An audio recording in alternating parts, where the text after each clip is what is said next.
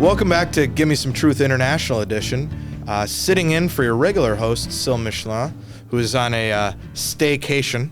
I think the first vacation Syl has had since he joined Wagner Condon, by my notes.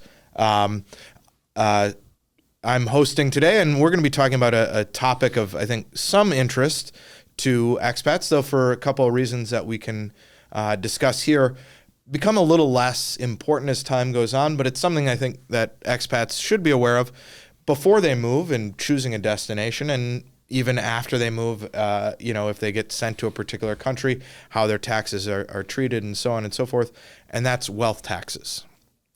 Stan, any kind of big picture thoughts just to kind of, as we get into the weeds on this topic? Yeah, so wealth taxes are different from income taxes, right? I think that's lesson and point numero uno that everybody needs to remember. And they're a hell of a good way as a government to collect revenue until the wealthiest people leave your country, I think, right? I think we try to avoid big picture tax discussions here, but I think economists, et cetera, are all kind of a similar mind that wealth taxes are generally, from the perspective of a country, a bad tax policy. Yeah, probably also a tax that invites the most fraud you could possibly imagine. Well, and right? So Stan has been anxiously awaiting this. I have a kind of story I like to tell about wealth taxes. Ooh, and I have been waiting for a day. He's kept me in suspense, so this is new to me too. I can't wait. In France in the 1990s, there was and France until recently had a wealth tax, one of the probably most prominent examples of a wealth tax. And in the 1990s, there was a movie that was remade in the U.S. as Dinner of Schmucks. It was Dîner des Cons in France. And it was this dinner party where each member tried to bring the stupidest person they could. Well, the guy that, quote unquote, won ended up losing because while he was there was another idiot at the dinner who was a revenue collector, and inadvertently the guy invited this guy, and he exposed the room full of antiques and art that they secretly kept in the house to hide from the tax man all of their accumulated wealth. And I think if you look at what like a wealth tax does in a lot of ways, is it incentivizes people to buy assets that are hard to value and easy to kind of hide from the prying eyes of the government, which aren't necessarily productive assets, right? People may not like capital gains taxes, but, capital gains, you're putting money into the system, you're getting money back out, it's helping the economy, whereas a room with antiques, locked door that you hide really isn't kind of helping anyone, right? It's storing wealth and hiding it. It was like showing off your top secret documents. Yeah, exactly. And so it's not an ideal method of tax collection.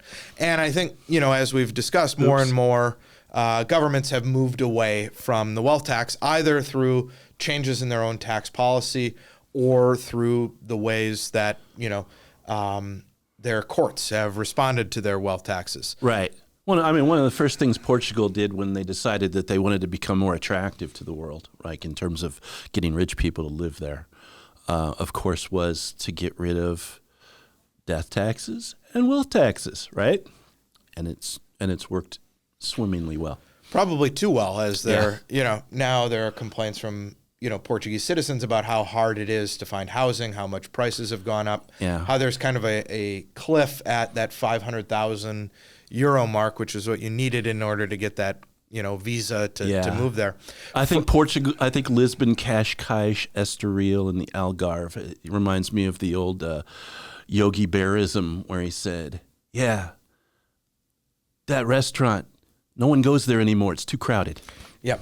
Exactly. And a similar thing happened in France. France had a wealth tax.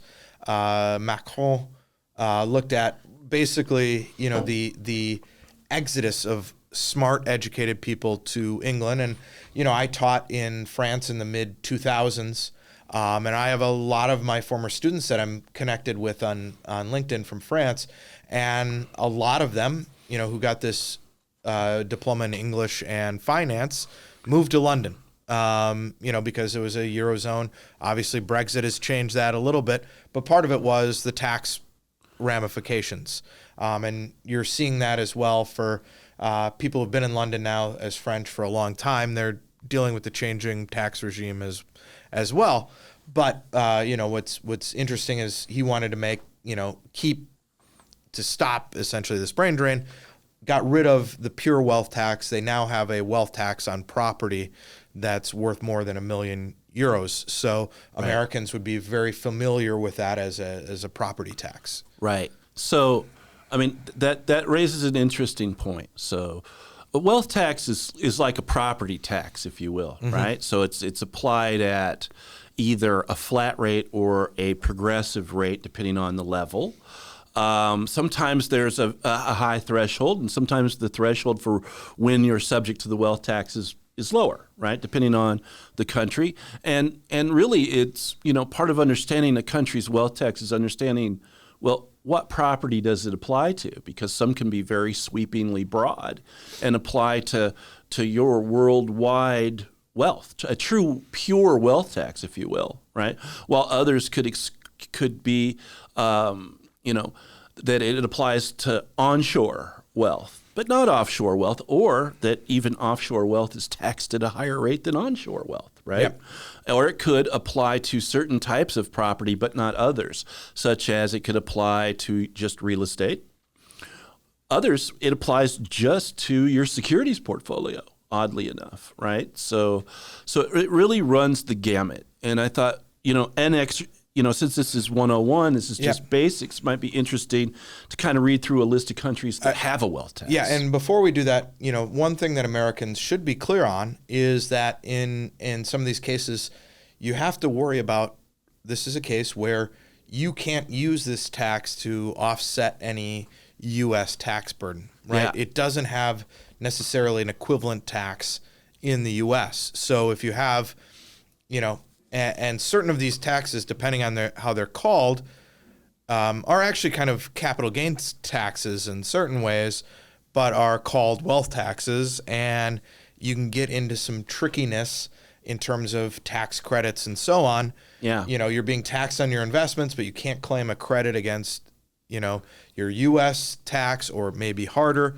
So again, a good tax preparer in both the country where you're living and the U.S. can be very helpful here, but it's an area that should make you aware as we kind of get into talking about the various countries that have them. So highlight that important point number 2. Point 1 being that they're different than income taxes, is that distinction itself is important for Americans, because Americans that live in high income tax countries that might have a wealth tax need to understand that the income taxes they pay abroad creates a foreign tax credit on your income tax return, right? That you can apply to lower your U.S. tax liability. However, if it's truly wealth tax, then you can't apply that against your income tax liability, because you can't.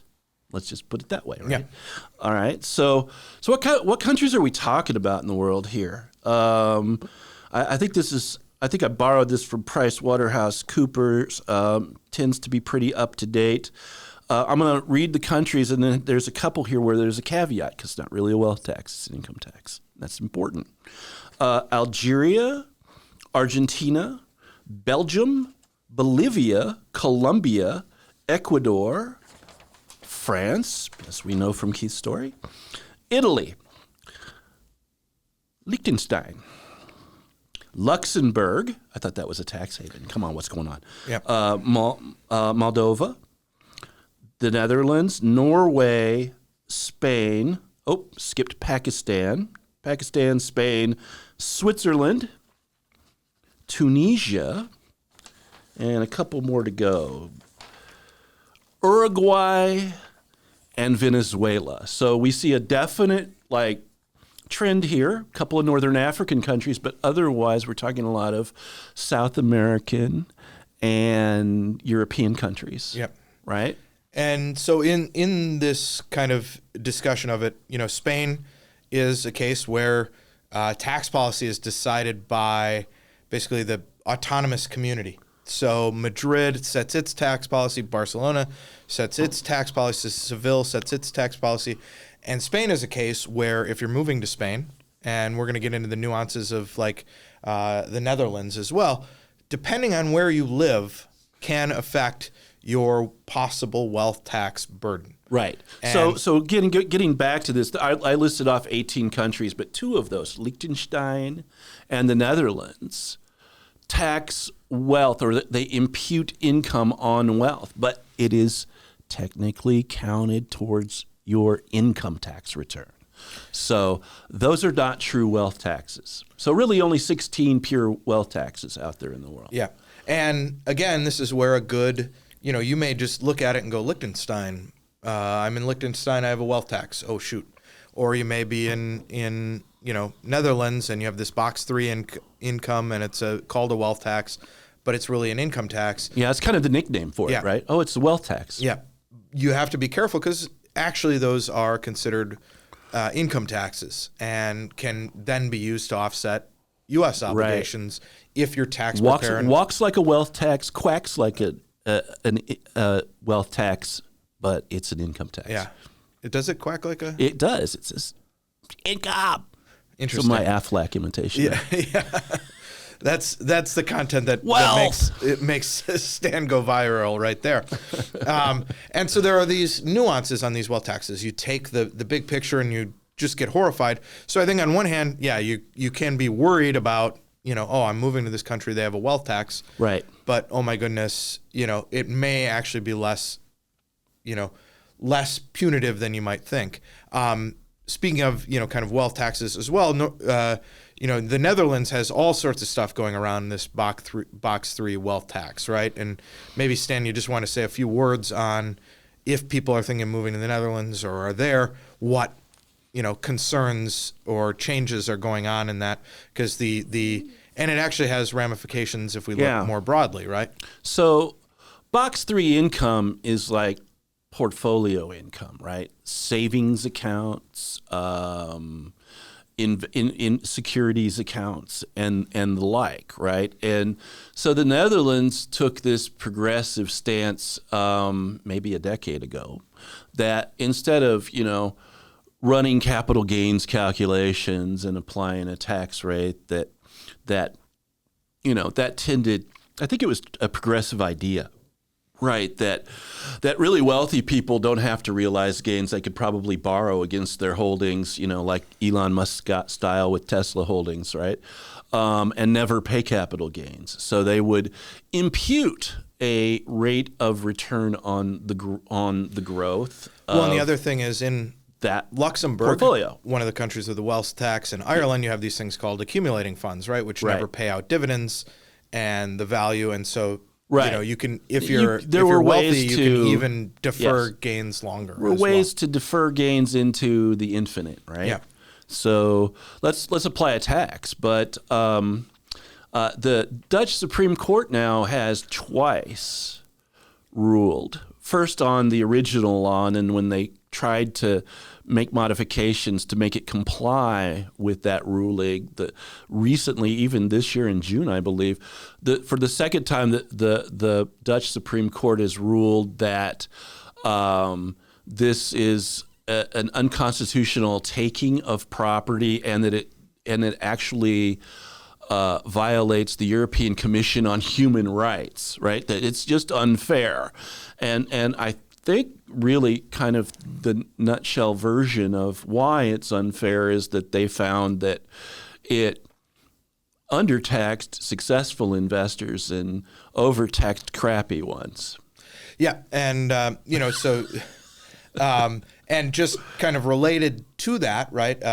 Germany has a similar imputed gains tax, so that might be changing as well if this ruling gets currency elsewhere if someone takes it up. Well, and let's remember Germany, and I think about Denmark as well here, because Germany has rules about offshore funds, and when you're a U.S. expat, you kind of need to own U.S. funds and not own PFICs, right? Schwarz funds, own German, ETFs would be bad, right? But Germany's like, well, and we know there's these reporting funds out there. We're going to impute return on your holdings, right? And in Denmark, they have rules about offshore funds as well. If they're not Danish registered funds registered on the Copenhagen Exchange, then they're offshore funds. And instead of the regular investment income rates and applying capital gains as they're realized, again, they're going to impute a tax on the growth of these offshore funds, and they're going to apply progressive ordinary income tax rates, which I understand in Denmark go up to 99%. Kidding, but over 50%, right? Yeah, much higher. Yeah. And again, these are not wealth taxes. These are technically income taxes, so you can claim credit, but they function in the same way as those taxes in the Netherlands. Yeah. So something, again, to be aware of. We'll see how it evolves in the courts, and and we'll so there are these nuances. Similarly, you had made reference to, and maybe you want to expand on. Some places, and a little bit with Denmark, this is the case, but some places, there's wealth tax on onshore and offshore funds, right? Yeah. Or onshore and offshore property, right?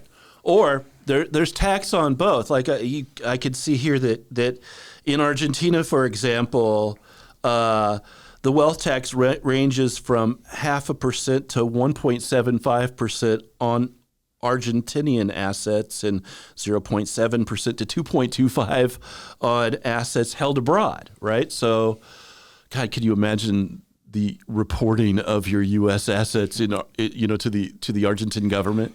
Well, and then what if you have a U.S. property, you pay property taxes, and then you want to use that to offset that wealth tax? Can you do that? These are, again, questions for a good tax professional. Probably not. Probably not. Consult your tax professional. Yeah. But, cases where you end up with, these weird situations, and it becomes a real mode for hiding money from the taxman.